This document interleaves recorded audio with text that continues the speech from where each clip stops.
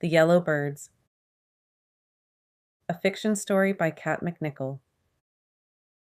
Originally published by Cold Mountain Review and republished by Dreamers Creative Writing. He guides his 1950 Massey Harris tractor out the battered gray doors of the old barn. The rusted hinges of the barn door match the faded paint of the tractor, brittle, crumbling, but holding on. He too holds on, just barely. On this day, like every other, he woke at the crack of dawn to the rooster's crow, pulled on his worn blue jeans, and cinched his leather belt another hole tighter. Out of habit developed from years as a journalist, he tucked a notebook and pen into the front pocket of his yellow plaid shirt, worn loose around his aging neck, before slowly padding down the hall to the kitchen. There, he brewed his coffee, and as it sputtered through the grounds into the pot, he stared out the kitchen window, acknowledging the sun rising over the green field and distant forest, before turning his thoughts inward. Although the dew glistened in the rays that shone through small openings in the overcast sky, dancing prisms across the grass that flowed and folded in a brisk breeze, he was blind to it. Where once this place had brought him joy, now he felt only emptiness. Climbing with effort onto his tractor, he pauses to catch his breath and to let a shudder pass through his chest before driving towards the open field along the forest edge. He's hopeful the day's work will take his mind off the ache of loss that sits at his core. He needs to forget. He wants to forget her. She eats at his heart, an insidious mist that fogs his brain. So day after day he plows deep furrows in even rows, letting the rhythm of repetitive labor still his mind and its ruminations. Trapped between living without her and dying into a lonely darkness, he exists in limbo, creating patterns that allow time to pass. Without meaning to, he thinks of her laughter, high and rich, a lovely trilling sound that once filled his heart with joy. It echoes in his memory like a rough copy of a beautiful masterpiece.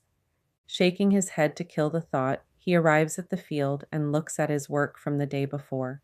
The rows in the soil, their simple pattern, settle his mind. Like counting sheep, the sleepy rhythm tracks his day.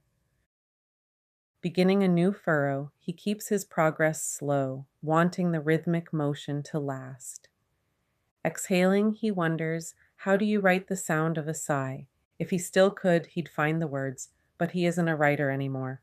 Once he wrote beautiful stories with just a hint of haunted longing, like the sound of trucks passing on the highway, but he hasn't written since she vanished from his life and that longing became too real.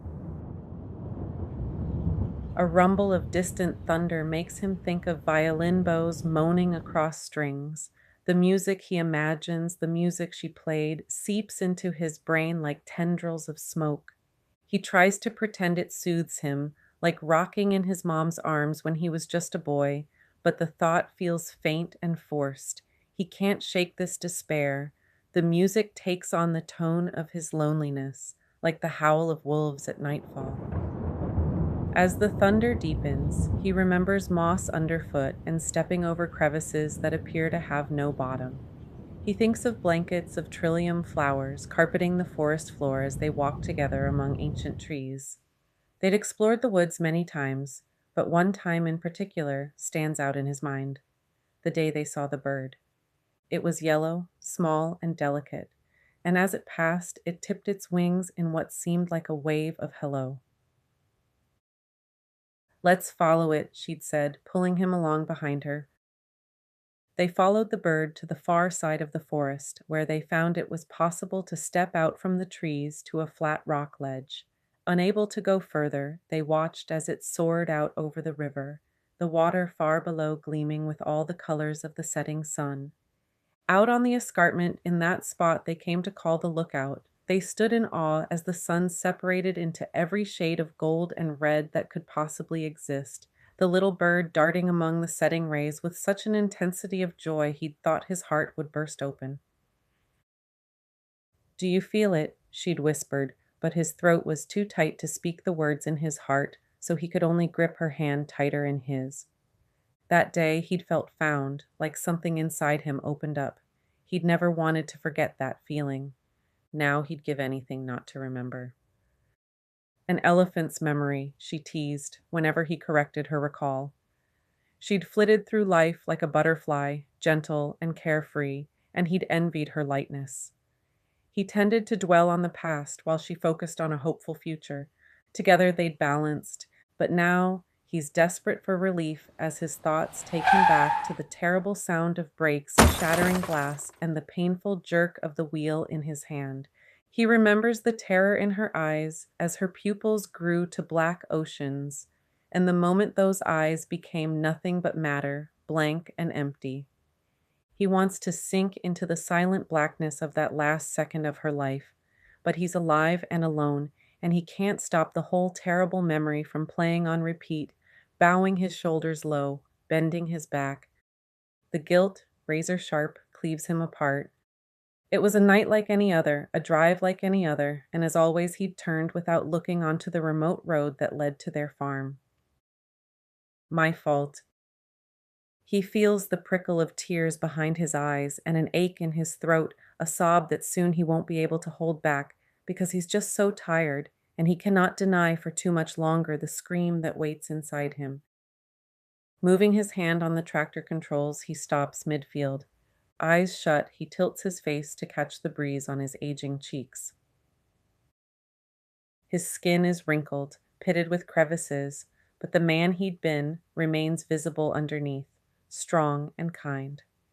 The breeze feels cool on his face, like a caress touched with moisture, almost a kiss. It soothes his burning skin and aching throat. In that moment, the sun and breeze embracing him, he feels young again and remembers her spirit as he'd known it then. She'd been his constant from the time he'd toddled across his lawn to look at the creature in the yellow bassinet next door. They'd smiled at the sight of each other, sharing the same smile on their wedding day, at the birth of each of their children, and when they'd bought this farm. Opening his eyes, he sees the bird. It's far in the distance, crossing the sky towards him through the rays of the morning sun that lies low like a harvest moon. He hadn't noticed the shifting position of the sun, lost in his thoughts as he was, but now the bird and sun, they feel like a message. He looks around but sees only rolling farm fields, the grass darkening to a rich green in the half-light of a looming storm. Is he missing something? On the day they purchased the farm, they'd found a bird trapped between two window panes of the master bedroom upstairs. As she'd watched from below, he'd dislodged it, and stroking its yellow feathers to ease its fear, he held it out the window and watched it fly off his palm into the woods beyond the field. That bird was the spirit of the lady who built this place, she told him later as they unpacked in the bedroom. When you helped her go, I think she gave us permission to live here. He laughed indulgently, used to her fancies, but she only smiled as she pulled her yellow quilt from the first of many boxes. Now the yellow bird flies across the field before him, and his feeling of awe is exactly like those moments of contemplation that once filled him with words. It's a feeling of magnitude, like when she talked him into jumping out of the plane and the world opened up under his feet, and falling didn't feel like falling at all, just weightlessness. The brilliance of the stormlight around him brings with it a sharp clarity. As if through a telescope, he sees hundreds of iridescent yellow feathers on the wings of the bird and remembers a filmy scarf that fluttered out behind her in the breeze, and yellow tulips in tall vases in every room she inhabited. Then, with a flare of his nostrils, he smells it, sweet but not too sweet, the smell of freshness and the easy comfort that came with her presence. She's here. He senses her with every part of himself, like the sound of a trumpet filling the air and all the empty, lonely places inside him. She's in that bird floating across the horizon, in the low-hanging sun, in the sky darkening with clouds, and in the words he'll use to write this moment.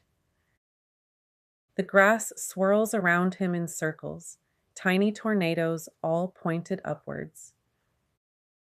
Following the motion of the wind, he sees the bird tip its wings toward him before disappearing in the distant woods. He will follow it, as they did before, but first he will write.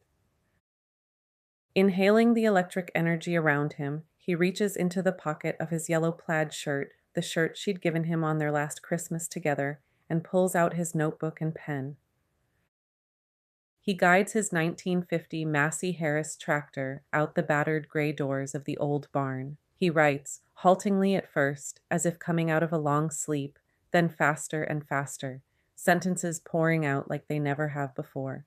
He struggles to keep up, but he's determined to get the story written. Somehow he knows it will be his last. She's waiting and he's ready to go, but not before he writes his story. She'd want it that way. He writes the final word.